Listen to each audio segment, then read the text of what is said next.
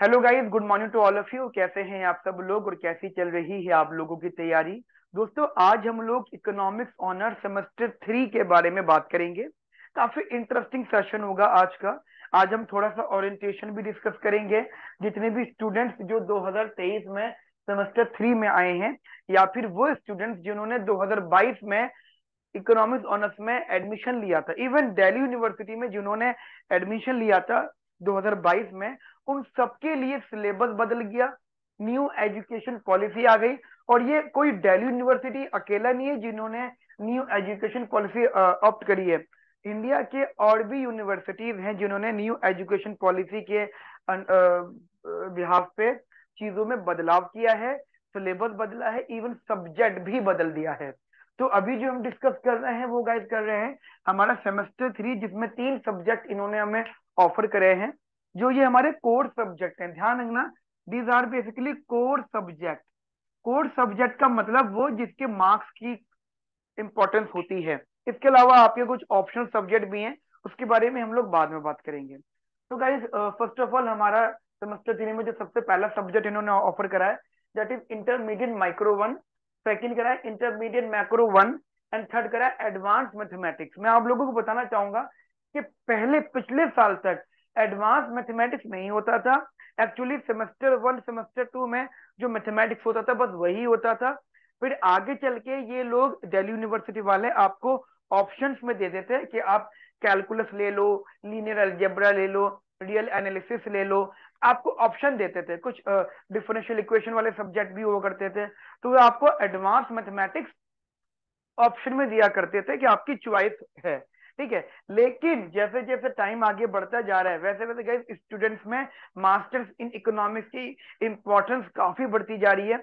और जितने भी स्टूडेंट्स जिन्होंने एडवांस मैथमेटिक्स नहीं पढ़ा हुआ होता एज एन ऑप्शनल सब्जेक्ट भी, वो मास्टर में जाके बहुत ज्यादा परेशान होते हैं, बहुत बुरा फंसते हैं, जिससे कि उनका मास्टर का रिजल्ट खराब होता है। तो दिल्ली यूनिवर्सिटी के साथ साथ और भी यूनिवर्सिटी ने इंडिया की ये डिसीजन लिया कि जो डिफिकल्टीज स्टूडेंट्स मास्टर्स में फेस कर रहे हैं, उन डिफिकल्टीज को हम पहले से ही उनको दिखा देंगे, पहले से उनको ऑप्शन दे देंगे कि वो उसकी स्टडी कर लें और पढ़ाई कर लें। अभी से वो अपनी उन सब चीजों को स्ट्रॉन्ग कर लें जिनको वो फेस आगे करने वाले हैं। तो इन्होंने एडवांस मैथमेटिक्स आपको ऑफर कर दिया। ठीक है। सेमेस्टर 4 में जब आप जाओगे तो वहां पे आपको इकोनोमेट्रिक्स ऑफर करेंगे, वो बेसिक इकोनोमेट्रिक्स। राइट। चलो, अब बात आ जाती है कि सेमेस्टर 3 क्यों इतना जो है लाइमलाइट में है, क्यों इतनी चर्चा में है। गाइस, सेमेस्टर 3 इकोनॉमिक्स ऑनर्स का जो कोर्स है, इकोनॉमिक्स ऑनर्स का जो ये पूरा सेमेस्टर है, ये काफी ज्यादा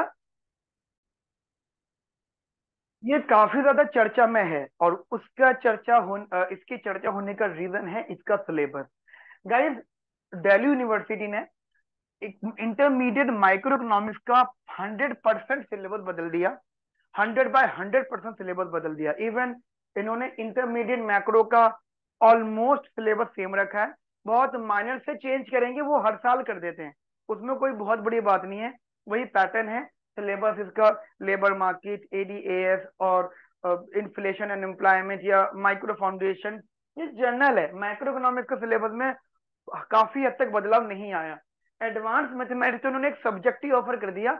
इसमें आपको इंटीग्रेशन, डिफरेंशियल इक्वेशन, वो सब चीजें सिखाई गई हैं जो पहले के सालों में सेमेस्टर 2 में सिखाया करते थे। राइट। तो एडवांस मैथमेटिक्स भी कोई इतना चैलेंजिंग पार्ट नहीं है, लेकिन जो चैलेंजिंग पार्ट है वो गाइस इंटरमीडिएट माइक्रो है। और आप सोच रहे हो क्या ये अभी इसी साल से चैलेंजिंग बना है? तो ये आप गलत सोच रहे हो। चैलेंजिंग ये इसी साल से नहीं बना।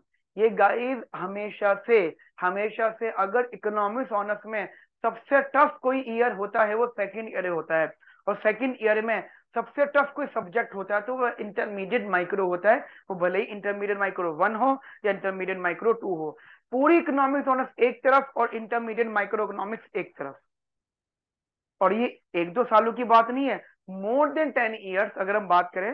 तो इंटरमीडिएट माइक्रो इकोनॉमिक्स का जो पेपर रहा है, इवन इवन अभी तक जितनी बार भी इसका एग्जाम रहा है, वो गाइस काफी लेवल उसका मतलब लेयर्स बाय लेयर्स बढ़ती हुई आई है हमेशा। काफी टफ एग्जाम इन्होंने पूछा है हमेशा इंटरमीडिएट माइक्रो इकोनॉमिक्स का। अब प्रॉब्लम कहाँ पे आ गई है? अब बच्चे जो परेशान हो रहे हैं, इवन जो हमारे डूसू वाले हैं, ठीक है, यूनियन वाले हैं, इनको तो एक एजेंडा मिल गया कि हम सिलेबस बदल के रहेंगे, हमें जिताओ। यार ये तो सेंसलेस बात है ना। ना जाने कितनी स्ट्राइक्स हुई हैं, कितने ज्यादा कोर्ट केस हुए हैं दिल्ली यूनिवर्सिटी की फैकल्टीज पर या उनके ऊपर, किस बेसिस पे लेकर, इंटरमीडिएट माइक्रो के सिलेबस में बदलाव की वजह से। और मैं आप लोगों को बताना चाहता हूँ, ये वो पेपर है जिसका अगर पेपर टफ बन गया, एक बार हुआ ये था, आई थिंक 2015-16 की बात है शायद। उस टाइम एक फैकल्टी थे, मैं नाम नहीं लूंगा, उन्होंने पेपर बनाया माइक्रो इकोनॉमिक्स, ठीक है, इंटरमीडिएट माइक्रो सेमेस्टर 4 का पेपर बनाया। और वो पेपर जो था आधे से ज्यादा काफी एडवांस रख दिया, जो बच्चे तो बच्चे, उनको जो पढ़ा रहे थे टीचर्स, उनके बस के भी नहीं तो सॉल्व करना।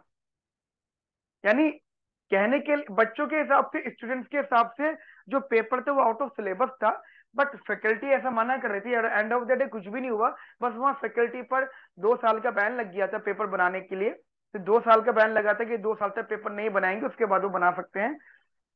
ऐसा कुछ भी नहीं हुआ, कोई ग्रेस मार्क्स, कुछ नहीं, ऐसा कुछ भी नहीं।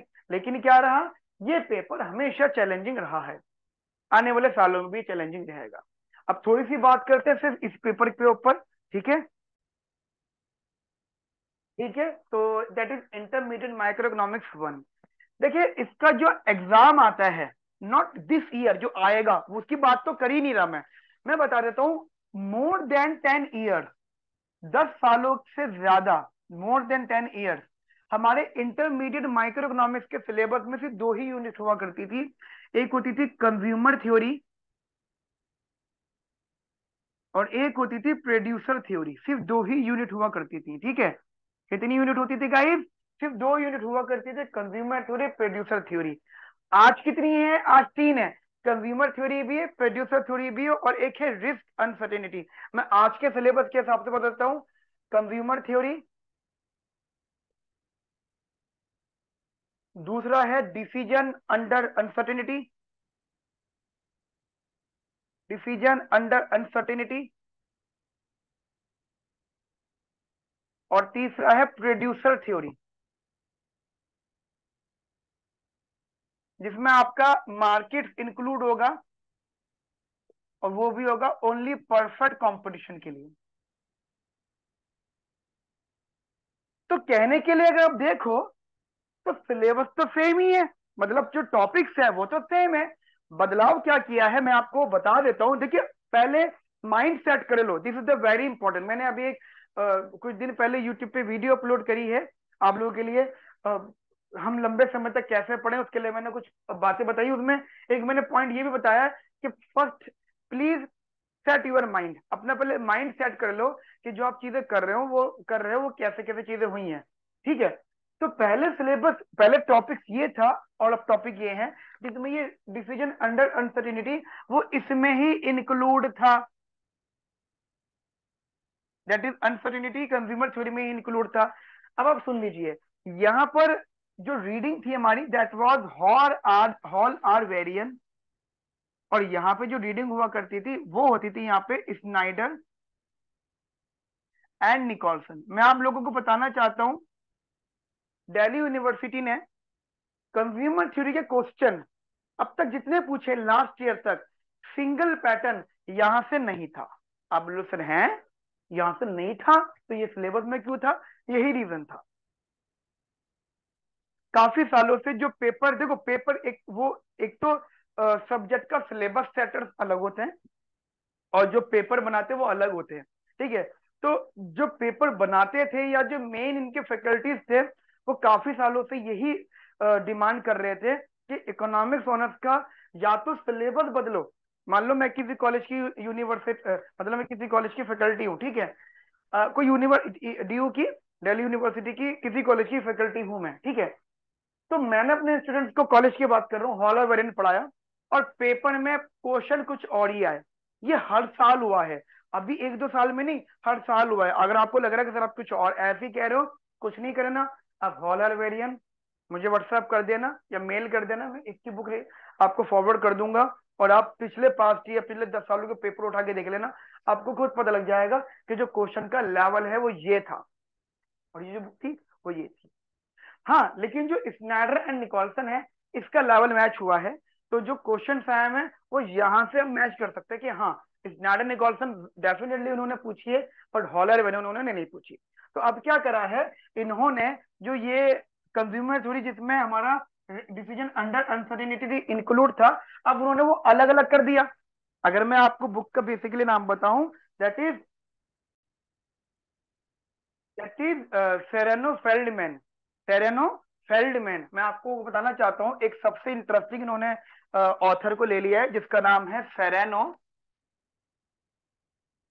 फेल्डमैन। ये इन्होंने बुक उठा ली है जहां से इन्होंने अपना अधिकतर सिलेबस बेसिकली प्रोवाइड करा है। जैसे कि अगर मैं आपको बताऊं तो यहाँ से जैसे एसएफ यहाँ के जो है कंज्यूमर थ्योरी के लिए इसी बुक से सेरेनो फेल्डमैन से चैप्टर नंबर 2 to 6 उठाया है। अभी मैं आपको नाम बता दूंगा सारे के सारे, ठीक है। और डिसीजन मेकिंग में एक इन्होंने अलग बुक ली है, दैट इज AMG, उसका चैप्टर नंबर 6 उठाया है। एंड प्रोड्यूसर थ्योरी के लिए इन्होंने SF का चैप्टर नंबर 8 to 10 उठाया। सेरेनो फेल्डमैन में से चैप्टर नंबर 8 to 10 लिया है इन्होंने यहाँ पर, ठीक है। तो आप ये देखिए यहाँ से 2 3 4 5 6, 2 3 4 5 6, 5 चैप्टर यहाँ से और 3 चैप्टर यहाँ से, राइट। तो और ये एक चैप्टर है, ये कोई बहुत बड़ी बात नहीं है, ये अलग बुक से एक चैप्टर है और लिमिटेड सा पार्ट है। तो अभी देखिए टेक्निकली उन्होंने हॉलर वेरिएंट और निकोलसन को रिप्लेस करा है। समझ में आई मेरी बात। तो ये एक सिलेबस पैटर्न है जिसमें ये रीडिंग्स हैं। और तो अभी अभी क्योंकि उन्होंने बहुत डिटेल नहीं बताया दिल्ली यूनिवर्सिटी वालों ने, अभी उन्होंने सिर्फ एक नॉर्मल सिलेबस दे दिया जो फरवरी में अनाउंस हो गया था। फरवरी 23 उन्होंने ये सिलेबस, इवन पूरा सेमेस्टर 3 का सिलेबस उन्होंने हमें प्रोवाइड कर दिया था हर सब्जेक्ट का। अब बताओ इतनी बात समझ में आ गई मेरी। अब बात आ जाती है क्वेश्चन लेवल की कि सर अब हमें क्वेश्चन प्रैक्टिस कैसे कर रहे हैं क्योंकि एकदम सिलेबस बदल गया। फर्स्ट ऑफ ऑल आपको सैमिकॉन क्लासेस के यूट्यूब चैनल से कनेक्ट रहना है। मेरी रिक्वेस्ट है अगर आपने अभी तक हमारा चैनल सब्सक्राइब नहीं करा है तो सब्सक्राइब करिए, पसंद आ रही हो वीडियो तो लाइक करिए और अपने फ्रेंड्स को भी शेयर करिए। और अगर मेरी रिक्वेस्ट है कि कमेंट जरूर करिए, क्योंकि ऐसा कोई भी स्टूडेंट नहीं है जिसके कभी डाउट ना होते हो, डाउट तो सबके होते हैं। और अब जब तक आप पूछोगे नहीं हमसे, हम बताएंगे कैसे। क्योंकि ये भी हमसे एक स्टूडेंट ने हमसे रिक्वेस्ट करी कि sir please compare the syllabus और compare the pattern of the exam, right. अच्छा एक पैटर्न के बीच में और बात आ जाती है, मैं आपको बता देता हूँ। पिछले पैटर्न में पिछले पैटर्न में जो हमारा जनरल सारे सब्जेक्ट की बात होती थी, वो 75 मार्क्स का पेपर होता था और 25 मार्क्स के इंटरनल असेसमेंट रहते थे चीजें। तो आउट ऑफ 100 मार्क्स हमारा हो जाया करता था पैटर्न, ठीक है। इस बार उन्होंने पैटर्न बदल दिया, मतलब वो तो फर्स्ट ईयर से लागू हो चुका था, शायद ये बात आपको सबको पता भी हो। 160 नंबर की वेटेज कर दी उन्होंने एक सब्जेक्ट की, जिसमें से 90 मार्क्स आपके थ्योरेटिकल पेपर के हो गए, 90 मार्क्स। अब बच्चे 70 नंबर, 70 नंबर को उन्होंने दो पार्ट में डिवाइड कर दिया है, 30 marks and 40 marks. 30 marks general core course के हो जाएंगे, मतलब जनरल कोर्स के हो जाएंगे जो सिलेबस कराया जा रहा है उसके और उसके अटेंडेंस के और उसमें इंटरनल असेसमेंट के। और जो 40 मार्क्स है वो ट्यूट्स की अटेंडेंस और ट्यूट्स में जो आपके असेसमेंट लिए जाएंगे, वाइवा होंगे बेसिकली। यानी कुल मिला के स्टूडेंट पर उन्होंने एक सीरियसनेस ला दी है। अब मुझे बिल्कुल ये आपका फ्यूचर दिख रहा है कि अब जितने मजे लेने थे कोरोना टाइम पीरियड में वो सबने ले लिए, अब कोरोना का समय गया। अब जो है सीरियस हो जाओ, क्योंकि अब दिल्ली यूनिवर्सिटी ने कमर कस ली है। मुझे पैटर्न है, आप देखना सेमेस्टर 3 में सबसे ज्यादा, इवन सेमेस्टर 2 में भी आपने बहुत कुछ फेस करा होगा, आई नो काफी लोगों ने काफी कुछ फेस करा होगा डेफिनेटली, और आप आगे भी फेस करोगे डेफिनेटली। तो क्या है, आप अपनी पढ़ाई को अच्छे से फोकस करो। अब बात आ जाती है कि सर हम कैसे करें चीजों को। तो कुछ नहीं करना है, मैंने जैसा बताया है यूट्यूब चैनल से कनेक्ट रहो, इसके थ्रू आपको कुछ ना कुछ इन्फॉर्मेशन डेफिनेटली मिलती रहेगी। और सेमिकॉन क्लासेस के काफी सारे ग्रुप्स बने हुए हैं, तो आप उनको भी ज्वाइन कर सकते हो। उनके लिए अगर आपको डिटेल जाननी है तो आप हमारे वीडियो के डिस्क्रिप्शन में जो भी डिटेल्स हैं, अगर वहां पे मेल आईडी, तो वहां पे मेल वगैरह करके हमसे ग्रुप की डिटेल ले सकते हो, ठीक है। तो यहाँ तक मेरी बात आपको समझ में आ गई। And last but not the least, we will try to provide the booklet. आप लोगों को हम एक बुकलेट प्रोवाइड करने की कोशिश करेंगे, जो कि डेफिनेटली करेंगे, ठीक है। बुकलेट जिसमें हम ऐसे क्वेश्चन उठाएंगे जो आपके एग्जाम के लिए काफी इंपॉर्टेंट हैं। We will try to provide as as as good good question, जितने अच्छे से अच्छे क्वेश्चन हो सकते हैं। यहाँ तक मेरी बात आपको समझ में आ गई। चलिए अब मैं पढ़ाना शुरू करता हूँ, ठीक है। और पढ़ाने में गाइस मैं शुरू में जो उठा रहा हूँ दैट इज कंज्यूमर थ्योरी। मैं यहाँ से टॉपिक उठा रहा हूँ। तो इवन अगर अभी देखें तो 5 चैप्टर्स यहाँ है, 1 चैप्टर यहाँ, 3 चैप्टर यहाँ, 5 6 6 6 3 9, 9 चैप्टर्स हैं। और हर चैप्टर के पे अगर 2 2 क्लास भी लगी हमारी, तो अराउंड 18 to 20 क्लासेस ही चाहिए हमें अपना सिलेबस खत्म करने के लिए। ठीक है। And after that question practice करने के लिए हमें 10 क्लासेस और चाहिए। तो मोर लेस 30 क्लासेस में आपका ये सिलेबस खत्म हो जाएगा इंटरमीडिएट माइक्रो इकोनॉमिक्स का। पास्ट ईयर कुछ करने नहीं है, तो आपको सिर्फ बुकलेट पे फोकस करना है। क्लियर? चलिए अब पढ़ना स्टार्ट करते हैं। मैं बोर्ड रफ कर देता हूँ ये वाला। ठीक है। अब अगर आपने ये नोट नहीं करा था तो प्लीज थोड़ा बैक जाके सारी चीजें नोट कर लीजिएगा, वो मैंने बता दिया था आपको। नाउ अब जो हमें टॉपिक स्टार्ट करना, that is consumer theory. That is consumer theory. Guys don't worry, बहुत ज्यादा नहीं पढ़ाऊंगा, बहुत थोड़ा सा पढ़ाऊंगा। एंड जो भी मैं आपको पढ़ाते जाऊंगा फिर मैं उसके नोट्स आपको साथ साथ प्रोवाइड करता जाऊंगा। ठीक है, तो वो चीज आप लोग देख लीजिएगा। राइट, तो कंज्यूमर थ्योरी डिस्कस कर रहे हैं। जो हम रीडिंग फॉलो करेंगे फेरेनो एंड फेल्डमैन से। ठीक है, फेरेनो एंड फेल्डमैन से हम लोग यहाँ पे रीडिंग फॉलो करेंगे। इसके कुछ चैप्टर से मैं आपको बता देता हूँ। Chapter number 2 is basically what, that is preference and utility.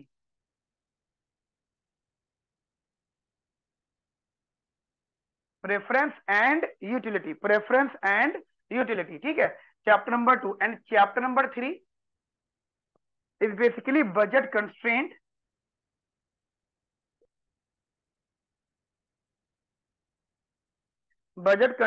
And optimal choices.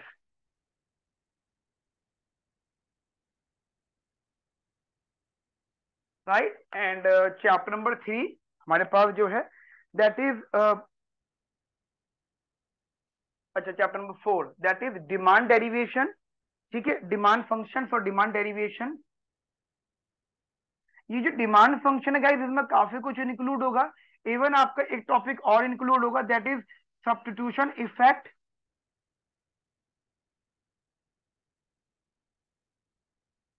And income effect. ठीक है, substitution effect and income effect ये भी इसके अंदर इंक्लूड रहेगा। And after that chapter number 5 यहाँ पे रहेगा हमारे सामने, supply function for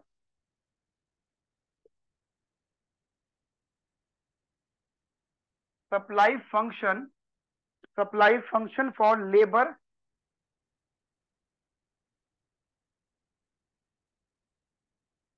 and savings.